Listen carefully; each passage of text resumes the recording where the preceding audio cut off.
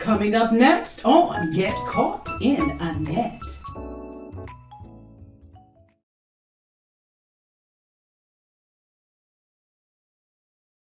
Get caught in a net with ANet. For your mind, body, and soul. Get caught in a net with ANet. It's your intellectual radio show, here to inspire you and encourage you to be your very best. Get caught in a net with ANet.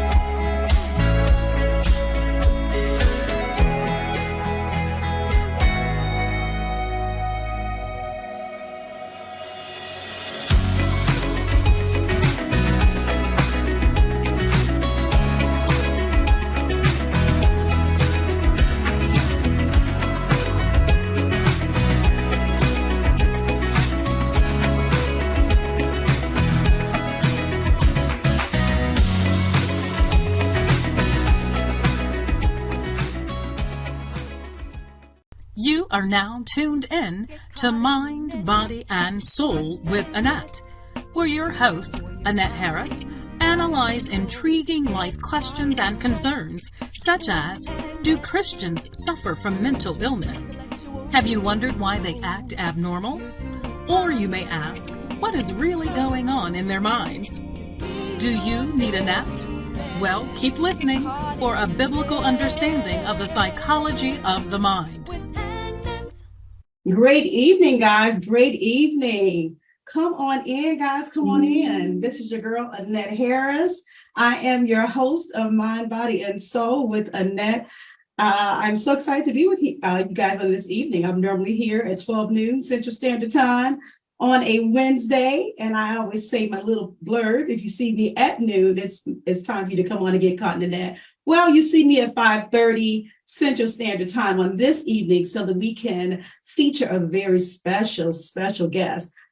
When you guys come in, come on and tag individuals, share, like, and share. This is going to be a great topic on this evening. Now, wait, before I get started, you know what I got to do. Lord, we thank you for all things. We thank you for this wonderful day. We thank you for what you have done and how you're blessing us and opening up doors and making ways, all for your glory.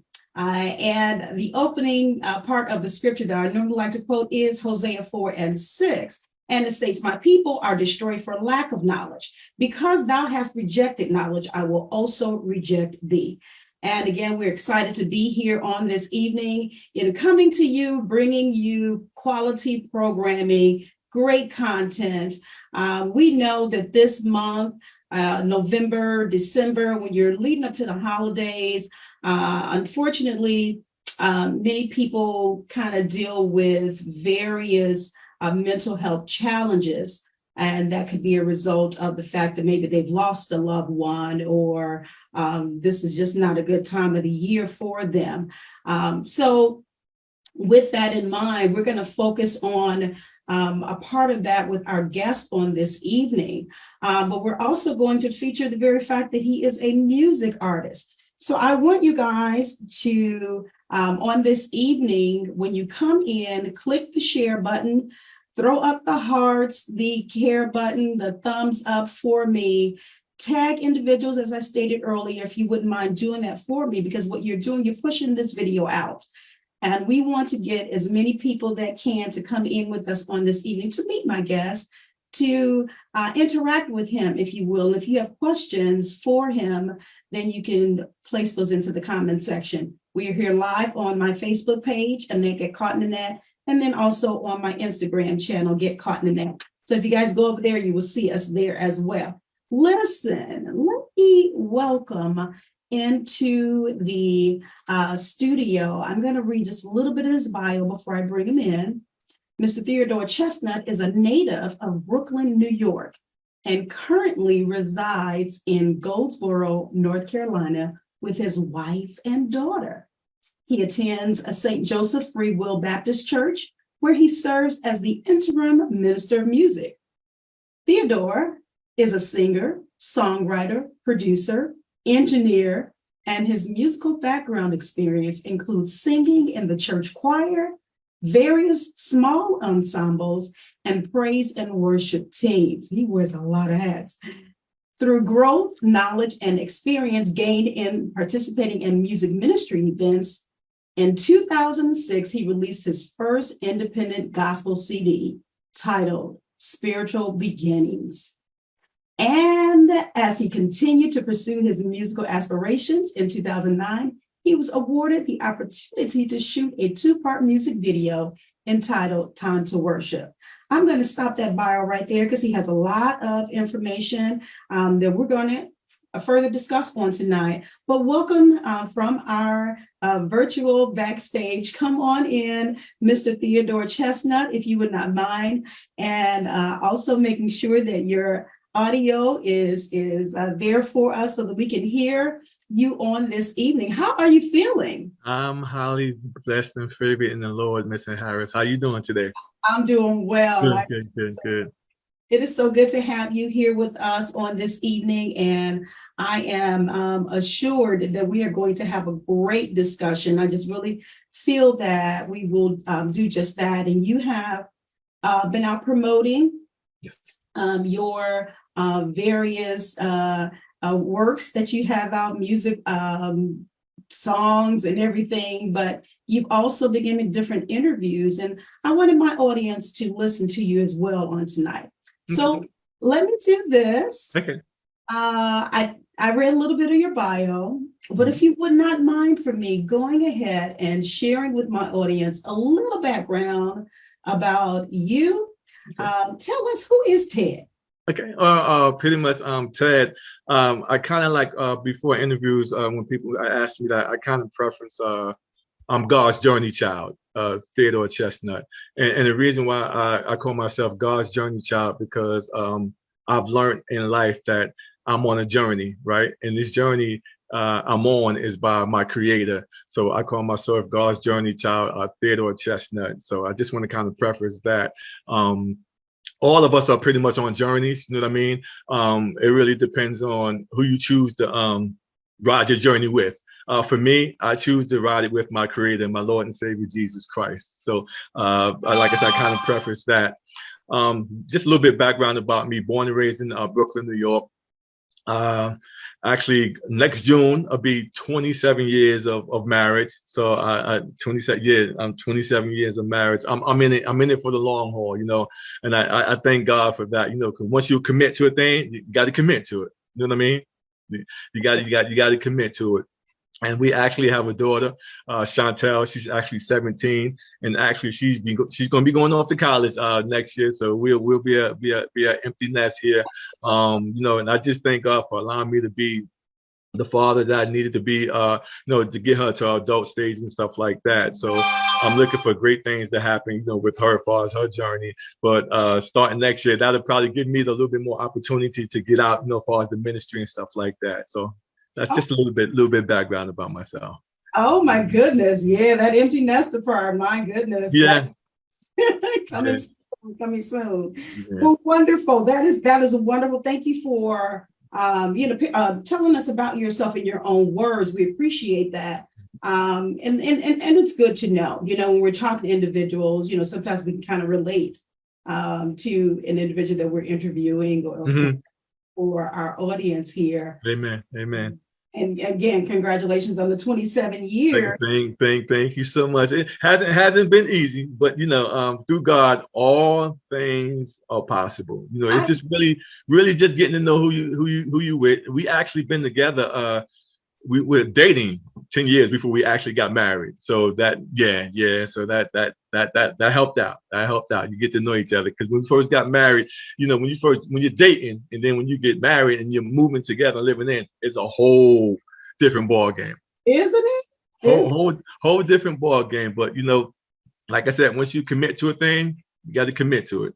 Okay, all right. I got you. I totally understand what you're saying. It's totally different when you're living with somebody. Okay. Yeah. That's two different people coming together. So two different worlds. But that's okay. That's pretty much like half your life being with one person. But that's okay. That's all right. Yeah. Let's see here. I'm gonna go and you guys that are coming in, I want to see if I can kind of recognize some of you on this evening and just appreciate each of you for taking time out to come on this evening to meet my guests, to engage with us. And as you're coming in and you're sharing, I do appreciate you. I saw a number of you started sharing already, and I do see you guys coming in on Instagram as well. So thank you so much. Let me see here if I can recognize some names. I see, is that Lily Chestnutt? Is that right? That shall be my sister. Oh, that's your sister. Okay. Yes. Thank you for coming in, Lily. I appreciate you. Janice Pritchard is on. Buddy Gill is here. Sir Walter Jones is present. Thank you for coming in, my brother. Beatrice Carter, we appreciate you. You guys, please go ahead and click that share button. Click the share button. I'll mention Mr. Jones again, because that is one of the interviews that you were able to watch me on. Absolutely. Yes. We already had you scheduled for this segment, but we're able to tune in and learn some more things about ANet. Absolutely. And so with that in mind, guys, I want to let you know that on tonight we do have, I'll let you know again, because I told you guys earlier that we do have a giveaway on this evening. We're going to give away 2 of my books, and Mr. Chestnutt was so kind enough to decide that that's what he wanted to do as a giveaway on tonight, to give away 2 of my books to someone who is in need, and or maybe you already have your book and you want to share it with someone else. We have a little Q&A a little bit later. We'll ask you a couple of questions and see if you can be the first one to answer. There have been, over the past weekend, we were able to celebrate our 9-year of being having this radio broadcast. So what we did to celebrate it, we slashed our book in half and only charged $9 for the book. So there were a number of you that, and I want to appreciate all of you guys for hopping on Amazon and purchasing your books. I had people purchasing them in bulk. Wow. That's a blessing. Wow. I was so grateful for that. So I just want to do a little shout out to everybody that did participate. Wow. If you were able to, you had your books, but you wanted to purchase and then give them away as well as gifts. And we know that the holiday season is coming up. So we're grateful. Robert Daniel McCall is on. Thank you so much for joining us. So don't go away. Tune in all the way to the end. We're not going to be on here long tonight, but we're going to ask you a couple of questions so that you can win those books that are provided by my wonderful guest, Mr. Chestnutt. All right. So we've already heard a little bit about you. In your background. Now, I've also heard through the little reading of your bio that you wear a few hats. Yes. In your lifetime, you've been nominated, you have won various awards, which is absolutely wonderful. Congratulations to you on that. Thank you so much. Thank you so much. Let's talk about how music became your passion and why you wanted to explore it more. Okay, sure. Okay, well, music became my passion because actually growing up young, my father actually was a DJ. Yeah. My father, he was a DJ. So pretty much he played music, and sometimes when he would go out and play, he would actually take the family with him. When he went out, to play. And that's where I kind of picked up the love of music from, growing up. My mother and father, they would work a hard work week, and they would come home, Friday evenings, just I see the head moving. They come home, enjoy themselves, and just playing music in the living room, dancing. And actually, I was that kid. Sometimes you have relatives come over, to join them and stuff like that. So I was that kid, I was in the bed sleeping, and because I like to dance a lot. Yeah, I like to dance. I like to dance. So I was that kid that they would wake up and say, "Hey, come in here and dance for your uncle." Dance for you. So like I said, that's how I dance for you. So like I said, that's how I, that's that. I was that culprit. I was that one.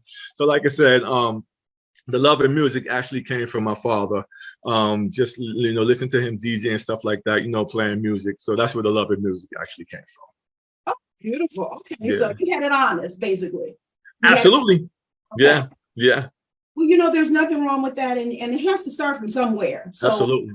beautiful that it was able to even start in the home, because we often say that our that's what children, that's what we really learn from, whether it's directly or indirectly. So you learn that from your family. Wonderful. Yes. Absolutely wonderful. So I can see how it became a passion for you, because it was instilled with you. That's right. Okay, well, great. Right. Did you ever, though, feel that you wanted to deviate from music at any point in your life? No, I wouldn't say deviate, because actually my second love was playing basketball. Okay. So playing basketball. So I had one and two, music and basketball. So I never wanted to deviate from it. And truth be told, I was on a basketball scholarship. This is when I was living in Brooklyn, New York. I received a 4-year basketball scholarship. And that didn't work out. And actually the school was probably like 30 minutes away from my home. And actually, I should have stayed home instead of really just because I stayed on campus. You know what I mean? And truth be told, I did not go to class the way I should have went to class. Can I tell you what I was doing most of the time? I was in the dorm rooms, or one of the guys had a DJ set. So I was, look. I was pretty much in the dorm room just DJing. And that's how I can tell that music, once again, was my passion. Like I said, but although, like I said, I love basketball because we actually used to travel to different boroughs, just playing basketball, traveling to Long Island, traveling to Manhattan, playing basketball and stuff like that. But like I said, that was another instance for me that kind of showed me that music was my passion. Amen. Full circle, right back around to it. Didn't even go to class because he wanted music. Okay. Yeah. Well, that's all right. That's okay. Unfortunately, sometimes our youth, they don't really realize what their passion is until later. You obviously knew it, early enough. Yeah. Which is a good thing. So talk to us about your support system. Even while you're making music, you're creating music. Tell us about your support system and what that looks like for you.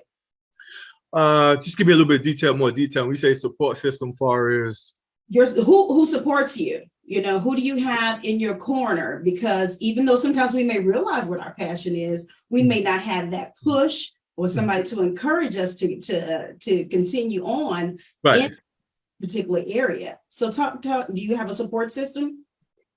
Well, actually, truth be told, it's my wife. Okay. Yeah, it's my wife, and although she's not ingrained in it like I am, but she's stuck with me Mhm. throughout the process of me, when it comes to getting in the music industry, as far as, buying equipment and stuff like that. So like sometimes it's like I said, we look for support in the way we want it. Yeah. The way we want it. But sometimes it doesn't come that way. And we have to acknowledge and accept that the way it's coming. So like I said, it's been my wife. Like I said, we've been together long time, and I'm still doing this. So it's actually my wife, and ever since my daughter came into my life, it's my daughter also, so it's pretty much they're my true support system at this time, and I believe they will continue to be my support system. Amen. And you know what? That's very important. That's Mhm. very important Mhm. because you could be some of these musicians out here or music artists out Mhm. here Mhm. who are trying again to create music and Mhm. trying to further their passion, but Mhm. they may get pushback. They make it someone, why are you doing this all the time? You're always in the studio. You're always doing this. You're Mhm. always doing that. So that's why I was asking about your support Mhm. system. And then Mhm. to encourage others who are out there, Mhm. whatever you are doing or following your passion or following your lead, it's key. It's Uh-huh. important to have that support system. Mhm. Then we want to also encourage those who don't have it. If that's your passion, that's what God intends for you to do. Move forward. God's going to send you somebody to help and support you. Right. He Right. just Right. And that's a great question because what happens is, once the cameras and the lights are off, who you got to go back to? right. That's right. Your family, Yeah. which is important to me. It's important because, like I said, sometimes we get caught up, like I said, in the lights and cameras and stuff like that. And once that journey has gone, it's your family. So like I said, I thank God for my wife and my daughter. So I truly appreciate them and I love them so much. Beautiful. Yeah. Well, I don't know if they're listening or not, but yeah, you all you appreciate. Yeah. All right, wonderful. Okay, I'm going to move forward to Okay. my next question. Now, you guys, again, if you have any comments or questions for Mr. Chestnutt on tonight, go ahead. Don't be shy. Say hello. Let us know you're there. We'll recognize you as we're interacting. As I'm interacting one-on-one with him, we'll interact with you, whether you're here on Facebook Live or on Instagram. I failed to mention that at the end of the segment, we're going to upload this live portion to my YouTube channel at GetCaughtInANet. All right. So let's get into the nitty-gritty of this conversation on tonight. Yes, sir. Yes, ma'am, brother. Yes. Mm-hmm. The trials, I want to discuss the trials Mhm. that you have faced in your life and your personal journey with mental health challenges. Mhm. And of course, as it relates to the music ministry that you have. So I don't know where you want to start with that, but we know that, we all have faced some things Mm-hmm. that have come our way. And it's important, for others to know that you're not alone. We all go through things. Absolutely. But I think what's so exciting to me, as I stated earlier, as we started, the exciting part about this interview on this evening is because you're a male, you're an African-American male. Yes. And you have acknowledged some of the challenges that you have faced with mental health. Mm-hmm. And we don't hear that often. If you, in terms of the male species, if you will, men don't really break down and talk about what they're going through mentally or how hard it could have gotten maybe at one point. Maybe it was really, really tight at one point, or the challenge that they faced was so overwhelming for them. Our men, and many of you all can agree with me, he already mentioned about he's been married for 27 years. Okay. So he is the head of his house. Our men, period, point blank, you have an awesome responsibility. Absolutely. And it's almost like you have the world on your shoulders, in addition to your family, in addition to your, yeah. so that it's so much that you have to deal with as a man. And talking about mental health challenges, oh my goodness, that is not you just gravitate to, because you want, or we've been conditioned in this world, if you will, for men not to talk about anything like that. Oh, are you weak? Are you weak? Really? That's what they would probably say, or what they have said. But come on and talk to us, Theodore, about the you faced and how it all came about. Sure. Actually, back in 2009, my dad had passed away from stage 4 cancer. And after my dad, actually, my uncle passed away before my dad. And after my dad had passed away, my aunt had passed away. And they were pretty much all, of course, siblings.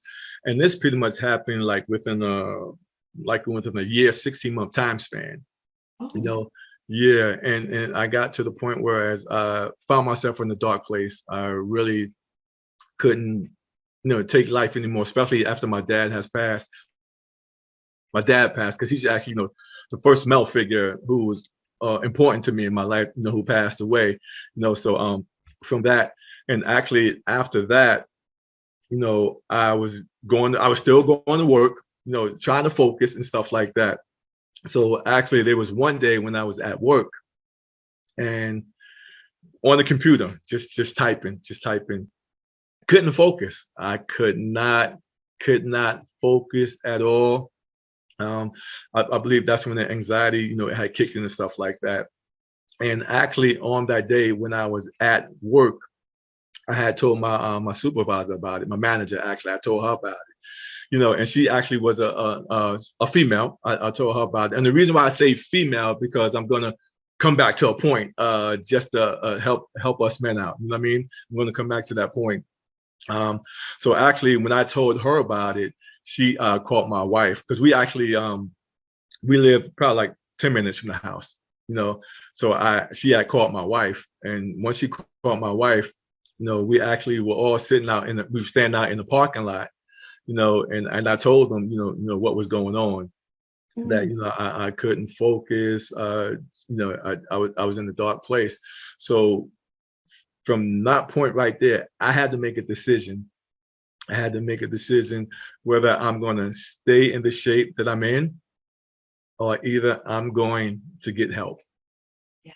So I made a decision that I'm going to get help, and the reason why I mentioned female is because I made that decision in front of two women, right? And it goes back to your point, whereas, sometimes as men, we're stuck on this thing, whereas, okay, especially if we're confessing to a woman, it's not a good look. That's what we men think. It's not a good look. You know what I mean? It's a sign of weakness. But for those of you, to the men you are listening, listen. I'm a living testimony. It's not a sign of weakness. To me, it's a sign of maturity, because it helped me mature, right? It helped me to get away from the stigma that once again that the world put on us as men, that if we cry, it's a sign of weakness. You know what I mean? Sometimes we're stuck on this man pride thing. You know what I mean? And if I wouldn't have confessed that I needed help, it would have came out in some way, form, or fashion, as far as dealing with depression, dealing with anxiety. And I'll talk a little bit more about that. But like I said, I made a decision, to get professional help. Once again, I say professional help is, yes, I believe in God, totally believe in God. I believe in His word. And I also believe that God put professionals in this world for a reason. My goodness. For a reason. So like I said, I was actually diagnosed with multi-depression. I was diagnosed with anxiety. And actually 5 days a week, sometimes as kids growing up, I'm not sure about where you grew up, but sometimes as kids growing up, we see that little white van, that little white van, that little white van, you know what I'm talking about, that little white van. Sometimes as kids, we kind of laugh at that. Yep. You know what I mean? We kind of laugh at that, but you never know. Never know. Never know when you're going to find yourself in that situation. And I found myself in that situation. Because, like I said, I was admitted as an outpatient. You know, actually, this was in Princeton, New Jersey, and I was admitted as an outpatient in the mental health facility. So 5 days a week, I had to be picked up by that little white van, taken to the Princeton Health Facility. One day out of that week, had to see a psychiatrist. One day out of the week, just to kind of see how I was doing, because I actually, the remaining days, I had to take therapy sessions. So we all sat in a group. You know, we sat in a group, and like I said, we did therapy sessions. They asked questions, how's things going, you know, and actually it was one point in time, whereas I actually they had us, I felt like a kid in there. I felt like a kid. And the reason why I say I felt like a kid, because they had us doing molding clay. They had us making bracelets. So I don't know what the purpose of that was, but I'm sure it was for a purpose. Maybe you know, because you're probably in that field. But like I said, I felt like a kid, but I had to go through that. So like I said, and my wife, my daughter, because you know she was my daughter, she experienced the whole journey with me, So, and I actually, the bracelets that I used to make, I used to bring them home and just to give it to them, you know what I mean? So up until this day, they kind of laugh at that, you know? Yeah, they kind of laugh at it, which is, it's all fine, you know? And it goes to say, you know, when you look back on it, when you look back on it, you know, it's good to laugh at it. You know, during that time, you don't laugh at it. No. Right. You know, you don't laugh at it. But when you look, as they say, when you look back over your life, yes, and you think things over, I can truly say that I've been blessed. Yeah. Yeah. And I had to go through that, you know, that journey. So like I said, I was diagnosed with multiple depression, had to take medication. So like I said, but God. Wow. But God delivered me through that whole thing. Like I say, up to this day, I don't take any medication, and I actually spoke to my doctor about it. You know, this was back then. You know, because they said if you take yourself off of it, it's not going to be good. So he put me through a process. Like I said, I had to kind of wean it off. You know, like I said, but glory be to God that he saw me through that whole trial and tribulations. And, you know, I just thank God for it. Yeah. Thank God for it. I want to thank you for your transparency Yes. and for sharing that. Because again, sometimes people think that they're all alone. There may be somebody out there that's watching this, or whether it's live or will come back and watch it and say, oh my God, I went through the same thing. Maybe I should have reached out to get help or something like that. It's never too late. Never. To add on to what you were mentioning about how you felt like a kid, and the exercises basically that they were taking you through, you know, I can surmise that they were probably trying to get you back to basics, and then to try and understand you maybe at, you know, what level you were on, you know, in terms of what you were dealing with mentally. And, you know, when you come as a child, you know, they can, you know, pretty much help you. You know what I mean? So I believe they had to deal with you from that standpoint. And so consequently, like you said, you felt like a child. Yeah, I did. Yeah, but they were able to help you, you know. You come in as a grown man, oh, I don't need that or whatever, or something like that. You know what I mean? It can't help you. So, you know, they were able to get you to a certain level where they could understand where you were coming from, and then be able to provide the help for you. And, you know, again, just even like the scripture says, you come as a child, you know, I don't know exact scripture like that. Yeah. To that, you know, coming as a child and being able to be molded, you know, as a child. So, that was interesting, the techniques that they use. But yeah, again, thanks for the transparency. I'm going to run over here to Facebook Live and Instagram to see if you guys have questions or comments, because that was powerful what you just shared with us. And let's see, Robert Daniel McCall says a question. At what point in your life did you know that you wanted to take music serious? Oh, okay. All right. So we're talking about music. What point in your life did you want to take music seriously? Well, I'll put it like this. Before I'm living in North Carolina now. So before I actually relocated to North Carolina, we've been down here since 2014. I was actually living in New Jersey and been in New Jersey, close to like 14, 15 years, right? And my wife had to relocate. You know, something was going on with her job. So she had to relocate. Mm-hmm. You know, and she had to relocate. So what I did was I stayed up there. They relocated down here because her mom is down here. So once they relocated, like I said, I stayed up there until I was able to get the opportunity to get an internal job transfer. And so I did get that job transfer down here. So coming from up north to coming to the south for me was a whole different ball game. Wow. Yeah, it's a whole different ball game.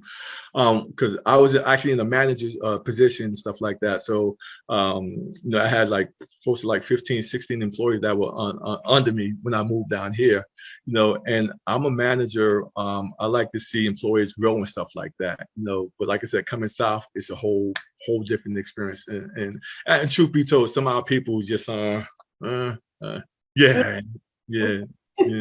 Some of our people are different, you know. And I actually got fired from that job. Okay. You know, I got fired from that job. And the reason why I'm sharing this because there's a testimony to answer his question. I got fired from that job. So did I cry? Yes, I got upset. I was because actually I was working for the company 17 years. 17 years, and you know, for me to get fired, it hurt me. It hurt me, but it was a blessing in disguise. You know, so I had to make a decision whether I'm going to wallow in that I got fired, or I'm going to focus on the dreams and the goals that God placed in my heart. Right. So once I got past that, when I got fired, I made that decision. You know what? Let me just get and focus on the ministry that God placed in my heart. Right. So I was on unemployment for 6 months. So during that time, I was working on the song. So what I did was, up until this day, I don't know who it is. I received the email from the Rhythm of Gospel Awards. Yeah, I received the email out of the blue, and up until this day, I say that there was an angel who submitted my name to become nominated for the Rhythm of Gospel Awards, right? So I said, So I made it a point to finish the song that I was working on, right? And I stepped out on faith. I stepped out on faith. I said, you know what? Let me get and submit this. So I submitted it. So, and this was actually in October. It was in October. I can't recall the year, but it was in October.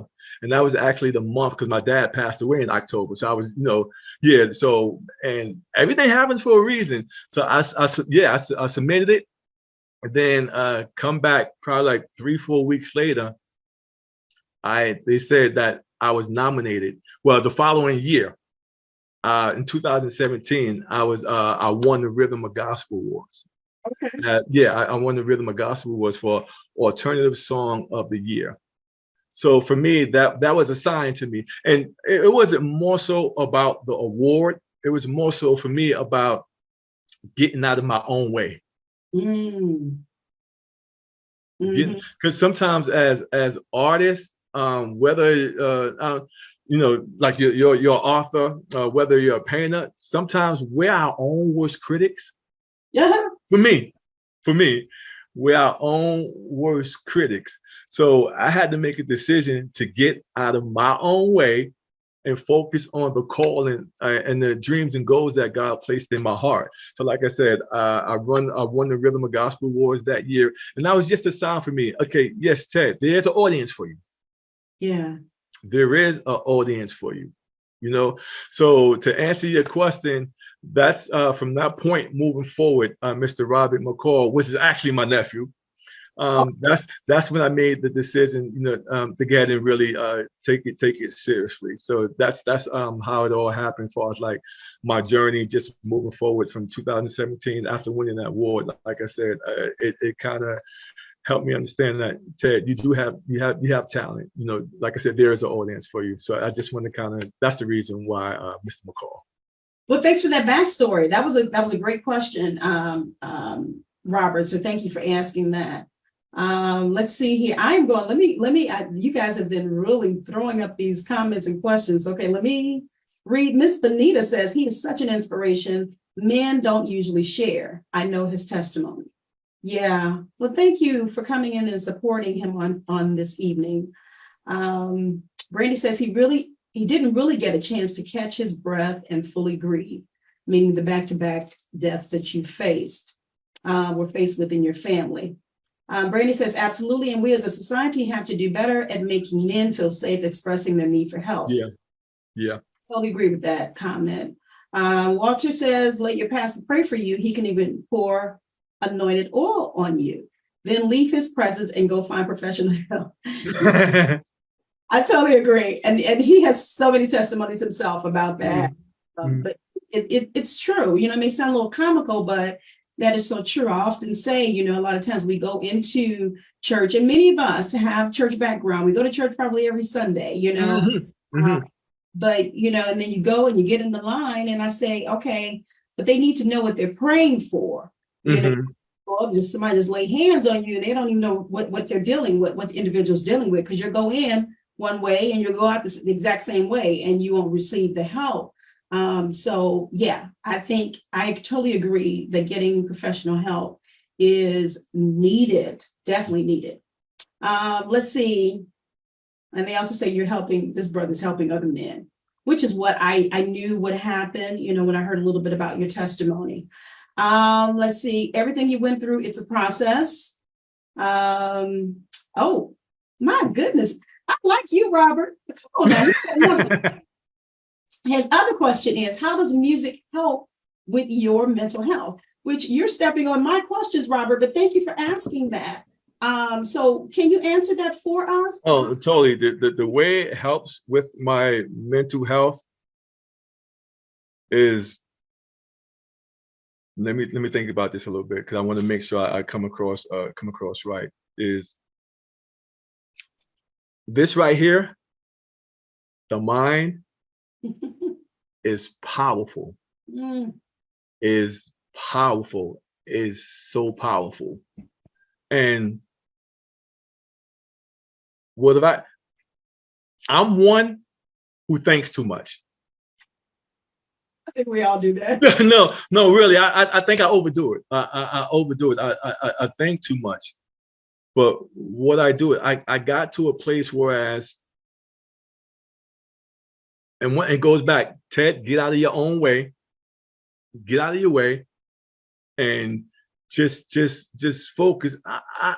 I'm a man of so many gifts, so many gifts, and what I need to do is really start focusing on that. So when I focus on my music and focus on writing, focus on honing my craft, because as long as you're living, you're always going to be learning. Always going to be learning. Because they say once you stop learning, once you stop learning, this can go. This can go. So pretty much, like I said, and I'm in a season right now whereas when it comes to my music, God placed a motto in my heart that's called a God, all gifts on deck. So in order for me to utilize all the gifts that God has bestowed upon me, I can't focus on negative things. Yeah. right?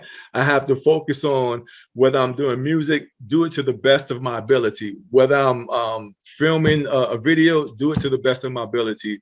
Whether I'm engineering, do it to the best of my ability. So like I said, just keeping my mind stayed and focused on God and focused on my family and focused on, you know, the dreams and the goals that God has placed in my heart. That keeps me going. That keeps you going. And just to go back to that depression stage, there was one time when I was going through depression, dealing with it, and my wife didn't even pick up on it, because she did not pick up on it, because actually once I leave work, because I have a pre-production, you know, studio in my house and stuff like that. That was one of the key things that I used to do when I come home, right? But when I get home from work, I didn't even care about. Yeah, I didn't care about doing music. The first thing that I did was I would come home, take off my clothes, get right in the bed. First sign. First sign. The first signs, yeah. First sign. Get right in the bed. Didn't care about my passion. I didn't care about it. Like I said, I came home, went right in the bed. My wife, she didn't pick up on it. And then and one of the key things that she always told me to do is, because, you know, the blinds, don't sit in the house. Okay. Don't sit in the house with the blinds down. Yeah. You gotta let some light in. Mm-hmm. Mm-hmm. You got to let some light in, you know, just to get something going, you know. And I'm gonna be, truth be told, there was a point whereas she actually had to go with me to the park. I love riding bikes and stuff like that. Mm-hmm. So she actually had to go with me to the park. Okay. For me to ride my bike. Okay. It was that bad. Yeah. Yeah. It was that bad, you know. That's amazing to me. It is really amazing. And, you know, sometimes, and there's no knock on, you know, on your wife or anything like that.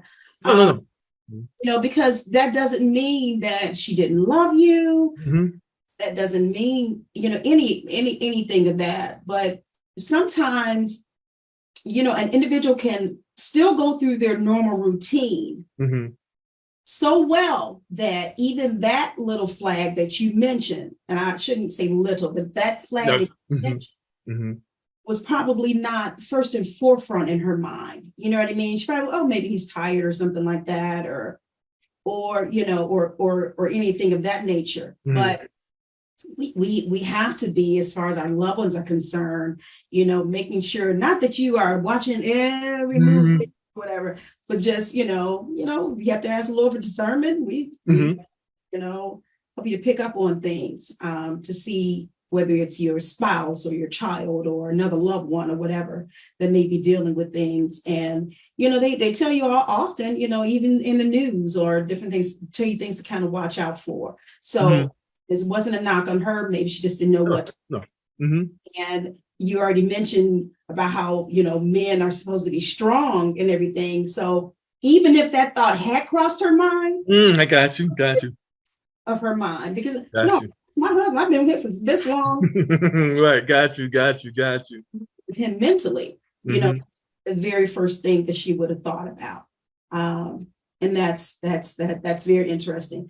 But yeah, that thank you for answering that question about music helping your mental health. Let me throw this in there as well. Sure.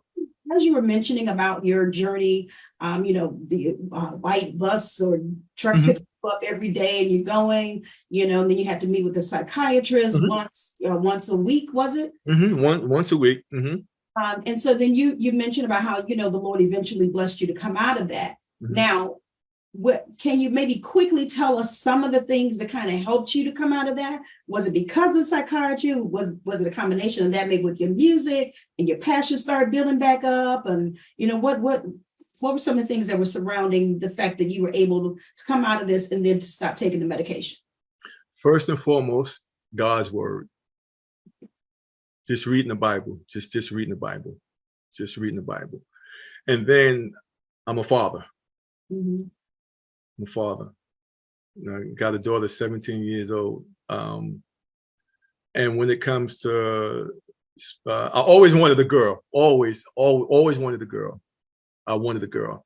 And I knew I had to be there for her. Had to be there for her. I like I said, I always wanted a girl, and I just wanted to experience fatherhood is the best experience that I've ever had. Best experience. So, like I said, she was the main key. I didn't want her to be without a father. Have a father who can't pay attention to her, who can't focus, stuff like that. So it was her. Also just my wife. Like I said, just cohesive family. We talked about it's very, very important. So like I said, those were the three key things. Like I said, first and foremost, God's word, and just my daughter. I want to be there for her. Yeah. Be there for her. I don't know if did you guys catch all of that? Because we just mentioned about we are in church a lot of times, but we don't really recognize the mental health aspect of everyday life. Sometimes, unfortunately, what we have encountered is that church people or people, saints or Christians, they don't really navigate toward, recognizing first and foremost mental health challenges and then seeking the help. Just pray about it and you go on. Chestnutt just said that he recognized what was happening to him. He recognized it in front of two women, and then decided he needed to go get help. But then what was the first thing that he said helped him to get out of it? Was God. God recognized and understood you needed that extra help. Not that, just come and lay hands and just go. He recognized you need that extra help, and he brought you out of it. In addition to your help with your support system and all of that. So I just want to throw that in there, guys. Again, we're just trying to drive it home, because if you get an ache or a breaking of the arm or whatever you need to go and see a medical doctor, you're going to call that medical doctor. You probably have it on speed dial, or you're going to go to the emergency room or to these, quick emergency, what they call those quick emergency rooms. But anyway, y'all know what I'm talking about. Urgent care. Oh, thank you. And I said quick. You're going to go to the urgent care if there's something physically wrong with you. So I always say, why not go to the mental health professionals to see what's going on with you mentally to get that help. All right. We're trying to, again, drive us home again on this evening. Let me go here, because you guys are engaging with us very well on tonight. And I appreciate each and every one of you. If you're just now joining us, we have our special segment on this evening with Mr. Theodore Chestnutt. He is a gospel music artist, but we're talking about not only his journey in music, but his journey in the mental health challenge area that he faced. And it has been a wonderful, wonderful conversation on tonight, one that is freeing, not only for himself, but for others.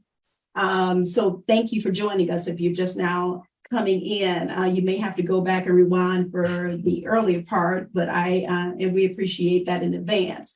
I'm going to read a couple more comments, and then what we're going to do is talk about real quick the challenge to win the books on this evening. Brandy says here, a study published in the Archives of General Psychiatry suggests that people with depression are lacking in dopamine. That is correct. Thing is a non-medicinal way, say that twice, stimulate dopamine, which ultimately makes you feel happy. That is so true. Very true. God closed old doors to open new doors. That's right, Lily. But he says here, men are often taught to be strong, be courageous, be protectors, and keep it moving. Even amongst the strong men, we aren't encouraged to let out that cry for help. When we're in a crowded room, we're walking alone. Check on your brothers and make sure you're the brother or sister who can listen and offer proper help. Close the book. We can close the show. Thank you, Buddy Gill. That is so true. So true. We got Can I touch on something real quick? You can. Okay. And you just said a key word. And in our prior conversation, the church. I can say that the church did help, right? And the reason why I can say the church did help, growing up, when I first joined church in Brooklyn, right? There was a pastor by the name of Johnny Ray Youngblood, right? And he was a pastor. Sometimes in the pulpit, he used to use profanity and stuff like that. And some people didn't like that. Of course, I'm not. I don't like people using profanity, especially if you're a pastor. But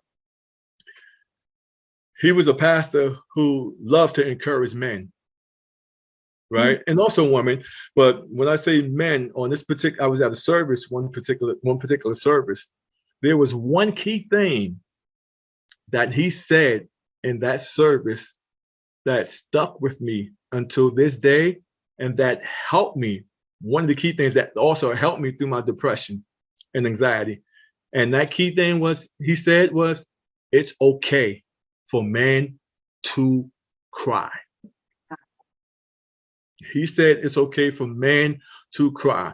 And I thought about that. I thought about that when I was going through my trials and tribulations. And I actually had the opportunity to, my younger brother passed away back in November last year. And I actually had the opportunity to thank my first pastor. During my brother's service, I actually had the opportunity to say thank you. For those words. Sometimes they say, give him your flowers while you're alive. Mm-hmm. At that point, I think for me, I gave him his flowers from me while he was alive, just to say thank you for that statement that you made, that it's okay for a man to cry. Probably if I wouldn't have heard that back then growing up, if I would not have heard that, if I wouldn't have stuck to this stigma of what the world put on men, I wouldn't be here today. It's a possibility. Yeah. Possibility that I wouldn't be here today. So, and that, like I said in that prior segment, the church was there. Mm-hmm. The church was there. So it's what you let the pastor or the church put in you. And that's what he instilled in me. I just wanted to get that off my chest. Amen. No, obviously, it's still a great impact because you remember it all these years later. Absolutely. That is probably, something that helped you in determining that you needed to go and get that help. You were sitting there at your desk for so long, couldn't get your thoughts and everything together. You realize something's wrong here. I'd have hurt somebody. I would have hurt somebody, either myself or drive. When I say hurt somebody, not intentionally, like I said, it could have been myself or driving on the road, dealing with anxiety and depression. You can hurt somebody doing that. Yeah. Yeah. You know what I mean? So I just, like I said, I thank God for what he brought me through. I just wanted to kind of get that off my chest, just to help somebody else, just to, just to encourage, inspire, and motivate others. That's all. And that's the name of the game, to help somebody else. We want to pay this forward to help somebody else. So this is going to help me segue into our challenge. Mm-hmm. Mr. Chestnutt, if you did not hear at the beginning, purchased some books so that he can give them away on tonight. Now, I feel very honored that my guest has decided to do that. And so we have 2 books that we're going to give away on this evening. If you can answer these questions. So we're going to do the first question. And I'm bringing this up because Mr. Chestnutt has been able to survive. He was challenged in the mental health field. He was challenged in other areas, but the Lord left him here. He lost individuals. The heartbeats that he's lost, the Lord has blessed him to still survive. So Surviving a Silenced Heartbeat is the book that we are going to give away on this evening.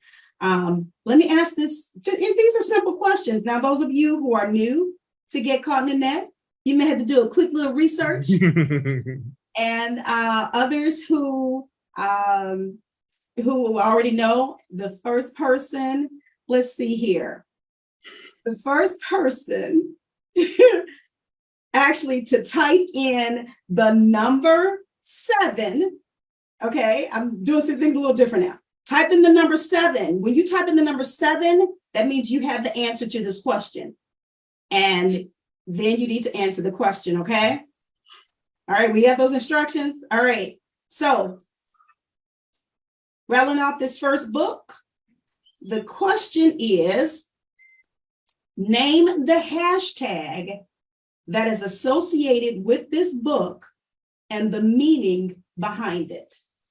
Name the hashtag that is associated with surviving a silenced heartbeat. You all know what hashtags are, and the meaning behind it. The first person, type in the number 7, and then you can answer the question. All right, do that for me. I'm going to be looking. You can participate as well, Instagram, Facebook Live. I am going to watch over here and see if you guys are answering. As we're continuing, we're going to continue on with our conversation. So the first person puts the number 7. What's the hashtag that is associated with my book, Surviving the Silenced Heartbeat? Who knows that? It is as simple as that. I've been saying it. I've been posting it. I have been drilling it in your ears. Please put the number 7 and then the answer. All right. I'm going to read other comments that are here while you guys are putting that in. And I'm only going to give you a couple of minutes. So when I come back, we need to have that answer. Okay, let's see here. We already read Buddy's comment. I see you, Apostle Hunt. Thanks for coming in. We appreciate you. Let's see. Crying for help is being strong. That's right, Robert. That's right. I appreciate that. That comment. It is so true. Let's see here. Deirdre says, uh-oh. I see y'all answer already. Let me read this comment. Deirdre says, when we are sick physically, many of us, let me go here, will go to the doctor. When we are sick spiritually, we'll head onto the church house. But when our minds are sick, come on now, and we know it, we still often drag our feet going to see a mental health professional. This is very inspiring. I do believe we are getting better though. Yeah, I agree with that. I like to say that now because the tide is changing now, where it seems like we are reaching out more and recognizing first and foremost that we need mental health help or the professionals. And, you know, whether it's in the church or just in our African-American community, we're realizing it more. So who has the correct answer? All right. I see you, Brandy. I guess I can let you answer, Brandy. Brandy is she's the first one to answer. SASH. The hashtag is SASH is not just a book, it's a movement.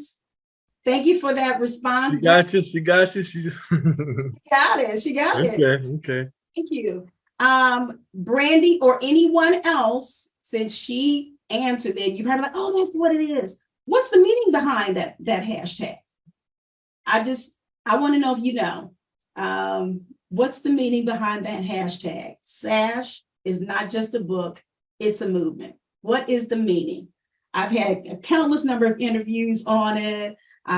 We have, again, been posting and promoting the book. And so, Brandy, you will get a book, but I still want to know what is the meaning behind the hashtag, as I'm still looking over here in the comment section to see if you guys are answering. All right. And then we have another question we're going to ask toward the end once we end up. Okay, guys. So let's get back here. So Brandy, you are the first winner. Let's see here. I want to make sure that I am reading these comments here. This fake it till you make it mentality.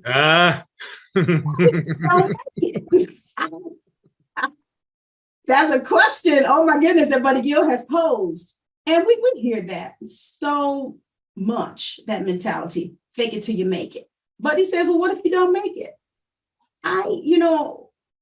Anybody want to answer that question or touch, or do you want to touch on that, Mr. Chestnutt? No, well, I have. What are you trying to make? I guess your life. I mean, I'm just fake it till you make it. If you faking it, what are you trying to make? What you got to be heading towards something. Yeah. You know, we're all on this earth for a reason. So, you know, they say when we're at the end of our life, you know, when we go to heaven, we want to hear God say what? My good and faithful servant, Oh, yeah. well done. Mhm. So what do you want to hear that? Yeah, yeah. Do you want to hear that? So, you know, that's all I got for that. That's what dropped in my spirit as soon as he said fake it till you make it, because what you're trying to make. And if you got dreams and goals and stuff that you want to make, some you want to press towards to, yeah, but Yeah. you know, trying to just make it through life. Mm. Yeah, it's because life, they said life is just a vapor anyway. Yeah. Mm-hmm, mm-hmm. You know? And I have heard that related to, just trying to make it through life. You know, and, you know, sometimes that's what people, you know, relegate themselves to. I'm just trying to make it. I'm just trying to make it, you know, make it through life when they sometimes don't feel like they have any hope. But yeah, that's a good follow-up question to his question. Yeah. Because actually, I was watching YouTube the other day, and I was watching whereas one of the gentlemen said that, you know, his father was on his deathbed, and he said the father told the son, enjoy life. Yeah. I think he was like 90 something years old. Enjoy life because it goes quick. It was quick. My. Okay. Yeah, when you think about that, Yeah. you better enjoy it. Yeah. Okay. All right. Yeah. I like that. Yeah, Buddy says we shouldn't be faking it. Yeah, that's true. That's so true. Scary but true, Brandy says. Yeah, that's good stuff. I saw a note here that Brandy says she's going to defer because she has an unfair advantage, which she kind of does. So what I'm going to do as the host, now, Lily is your sister, correct? Correct. I'm going to defer and allow her to receive this book. That's fine, but it's still on me though. Okay, that's fine. It's still on me. So she'll win the first book. Yeah, Lily, we're gonna give you the first book. Brandy has deferred. Brandy is my promotional assistant, so she knows pretty much the ins and outs of this book. Okay. So that's why she said she had an unfair advantage. Okay. I'll let you answer. And I'm going to share. Oh, Lily said here, life is a thin line. It's a thin line. I think that's what she was saying here. Yeah. Okay. I agree with that as well. The meaning behind the hashtag SASH is not just a book. It's a movement. It is a movement that is going to help us to deal with grief. And I talked on last week on how we're setting things in motion so that this movement can be a benefit and a help to so many others. So that is the meaning behind the hashtag SASH. It's not just a book. It's more than this book. We're hurting so much, and you see it day after day. Yeah. My heart is just to help somebody else. That's my heart's desire. So that's the meaning behind it. So yeah, this is some great stuff. You are giving us some great conversation. Thank you so much. Thank you so much. Thank you. I want you to share with everyone because we know the music is your baby. That's your bread and butter. Where can they find you? How can they support you and what you're doing? What social media outlets are you on, and where they get in contact with you? Sure, my pleasure. Pretty much on all the normal digital media outlets. As far as I'm distributed by CD Baby, so you can go directly to CD Baby if you want to download the music. I'm on Google Play. I'm on iTunes. So pretty much all the normal digital outlets. As far as contacting me, you can actually reach out to me on Facebook. I'm one who responds. I definitely respond to you. I don't like dealing with middle people too much because that's just me. Yeah. That's just me. I like one of the key things for me going into 2023, starting out, just building relationships. You know what I mean? Just building relationships that are substantial. That means something. That means something. You know what I mean? So Yeah. you can reach out to me, like I said, via Facebook. Just send me an instant message. Like I said, I definitely respond to you. Or you can send me an email. I'll give you my email address real quick, which is ntacpr. Once again, ntacpr@gmail.com. Okay. All right. All right, guys. I was calling myself trying to be real nice and screen his information. Do you see it, Mr. Chestnut? Yes, ma'am. I see it. Yes, ma'am. Okay. So we have here, let me see if I can move this. I hope they can see it. Okay, they can. So we have here Instagram, you're on Twitter, Facebook. Yes, mm-hmm. I didn't know you were on TikTok. TikTok. Okay. All right. So this is how you can get in contact with him. Now I'm going to ask you guys, do you see his YouTube channel? His YouTube channel is A God, and he already gave us the meaning behind that. Can you give that to us again? AGOD? Sure. All gifts on deck. So if you have a gift, go ahead and use it. All gifts on deck. Okay. All right. So go to YouTube right now. I'm sure you have more than one device, guys, and subscribe to his YouTube channel. Would you do that for me on this evening? Wow, thank you so much. And the first person to subscribe before the first person to subscribe before we end on tonight, you will receive the second book. So, Mr. Chestnut, that's going to be on you to let me know who that is. I'm sure you can. Okay, I got you. I totally got you. It'd be my pleasure to do so. Pleasure to do so. I want to do it like that because you know what? We need to support each other. We really do. And I think that is so key. We're out here. All of us are out here. We're doing our own thing. You're a music artist. You have other things that you are doing as well. But you're my brother. Yes. Yes. And I want to support you. You supported me. You purchased a couple of books.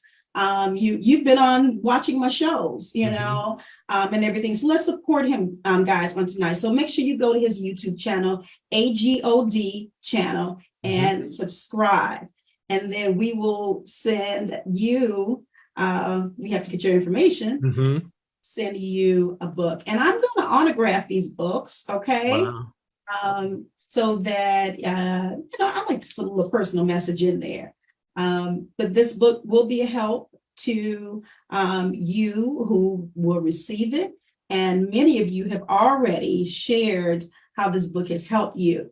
Before we end on this evening, can you tell me, if you wouldn't mind, what difference you want to make with your music? Because now what's your latest creation? Is this something? Feel So Good. Single titled Feel So Good. That's the latest single, which was released on October 9th. And I actually have a music video for that, was actually released on my birthday, November 9th. Oh, wonderful, wonderful. Yeah, thank you. And then you have an album or coming out in? That's coming out in 2023. I'm so excited about that. I'm glad you mentioned that because actually the next single that I'm going to be releasing is actually the title of that. It's called A Man's Cry. It's actually a two-part title called A Man's Cry / A Sound of Maturity. So I'm looking forward. Yeah, I'm looking forward to releasing that. I've shared my testimony, like I've been on my prior interviews and stuff like that, and I've shared my testimony, verbally. But this is going to be in an art form. It's going to be in an art form. And like I said, I'm so looking forward to doing that. And believe me, there's a story for if you listen to it, there's a story for each and every one of us when it comes to women supporting the men, when it comes to the men needing that support, the men dealing with depression, just getting through it. So that's the next single that I'm looking forward to sharing. I love it. So we have to have you back. Yes, I would so appreciate it. Like I said, I want to build relationships. And before I don't know if we're going to get ready to conclude, I just want to say thank you. Thank you so much for this opportunity. I truly appreciate you being the vessel for me. And listen, it was my pleasure. When I was listening to your interview you had with I can't think of his name right now, but when I was listening to your interview, you guys, what you were talking about, it was very inspiring and encouraging and motivating to me. So that's what kind of put it in my heart, to go ahead and support her and stuff like that. And like I said, what's for me is like, us as independent artists, yes, we have platform. We want people to support us and stuff like that. But you as a TV show host, you also need support. You know what I mean? So, and that's why, like, I'm in the season also. Whereas, just because I'm being interviewed on your platform, you doing this for me. You're being a vessel for me. So why not me be a vessel for you to purchase your books and just have someone win the books, because one thing I learned about life is not about us. Life is not about me. It's not about, it's about the trials and tribulations that we go through, and just to pay it forward to help others. So like I said, thank you so much for this opportunity. I truly appreciate it. And yes, I'm looking forward to communicating and just building a relationship with you and moving forward. And once again, thank you so much for this opportunity. I truly appreciate you. You are most welcome. And I truly appreciate you and your support first and foremost. But again, this interview was just I'm like a kid in the candy store. I'm all psychology and people know me, talking and bringing these things to light is what I actually kind of live for, if you will. Hey, that's it. Do what motivates and inspires you. Yeah. That's what you have to do. That's probably your purpose and your calling. So just continue to press forward. Thank you. Press forward. You're welcome. Appreciate that. Thank you so much. Thank You're you. Welcome. You guys are all on here. Oh my goodness. Okay. I know some of you were still at work and you said you had to run. So thank you for coming in. Let's see. There was another comment up here. I was trying to read. Oh, Brandy says, I'm going to follow on YouTube and Instagram. That TikTok is for youngins. Yeah. Tell her I just do that, child, just to bring awareness to the ministry. You never know. Like I said, life ain't about me. So I must be a youngin then because I'm on TikTok too.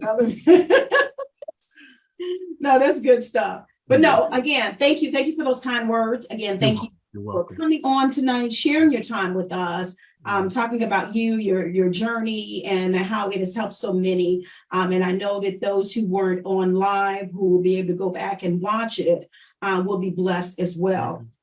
So thank you. You're welcome, Lily. She says, thanks for the book. We appreciate you. All right, but I see you, Venus Young. You came in on me. I didn't know that you were here. All those that I did not get a chance to recognize by name, thank you again so much for joining us on this evening for this special time for this segment on Get Caught in a Net. We adjusted so that we can make sure. Thank you so much. Thank you so much. Thank you. And I'm very glad that we did. Very glad we did. So thank you again, Mr. Chestnutt. You're welcome. You're welcome. Guys, I just want to thank you again for all of your support and helping to further this ministry and all that you go to say and do, whether you are sharing posts, whether you are purchasing books to help someone else.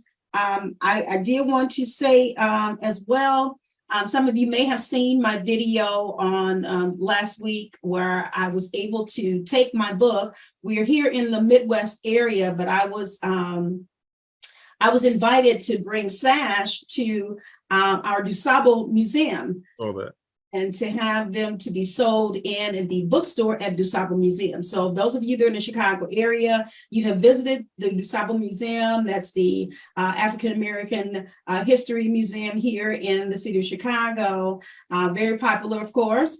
And the Lord has blessed the SASH to be sold there. So if you go in there to DuSable for a tour or looking around, make sure you head to that bookstore over there and you can purchase your copy of SASH, Surviving a Silenced Heartbeat.